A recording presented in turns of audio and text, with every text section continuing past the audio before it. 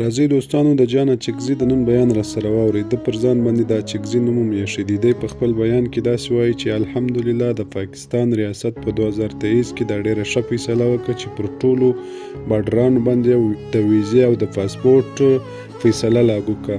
او بله خبره یې د فکر د وکړل چې موږ به د چمن و شلو زرو انسانانو ته د میاشتې شل زره روپۍ فقر ورکوو. پر موږ یې دغه د روزګار حلاله رزق و روزي ودرول او اوس به دوی زموږ د چمنو خلکو ته شل زره روپۍ هره میاشت ورکوي. موږ د دوی دغه فیصله په یو صورت باندې نه منو. زموږ د فرلت 15 شپې فرس وې چې دلته ناست دي.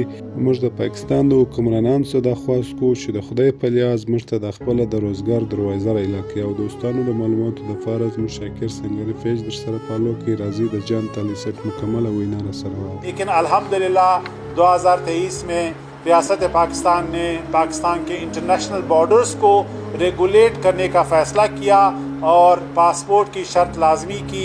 اب کوئی بھی پاکستان کے بارڈرز کو بغیر پاسپورٹ اور ویزے کے کراس نہیں کر سکتا. اسی طرح ہم نے بالخصوص چمن میں ایک الٹرنیٹیو روزگار کے طور پہ ریاست پاکستان نے فراخ دلی کا مظاہرہ کرتے ہوئے تقریباً وہاں پہ آج کی تاریخ تک 1000 مقامی جوانوں کو 20 ہزار روپے وظائف تقسیم کیے. اور ہمارا ہدف ہے کہ وہاں پہ جو مقامی جوان بے روزگار ہیں، جب تک ٹریڈ، جب تک وہاں پہ پورٹ، جب تک وہاں پہ دوسرے انفراسٹرکچر بنتے ہیں، اس ریاست پاکستان ان مقامی بے روزگار جوانوں کو، جن کی تعداد تقریباً 20,000 ہے، ان کو 20 ہزار روپے منتھلی وظائف تقسیم کرے گی. اس کے علاوہ جو ڈالر ہے وہ استحکام ملا ہے، جس کی وجہ سے انفلیشن کنٹرول ہوا ہے.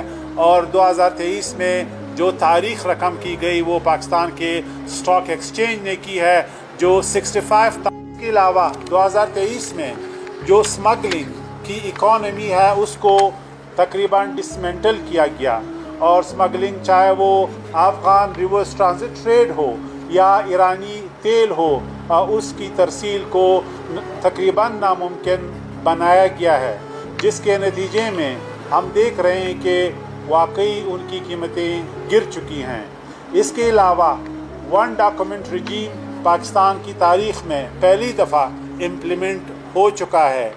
کہیں دہائیوں سے بغیر ڈاکومنٹس کے، بغیر پاسپورٹ کے پاکستان کے انٹرنیشنل بارڈرز کو روزانہ کی بنیاد پہ وائلیٹ کیا جا رہا تھا. لیکن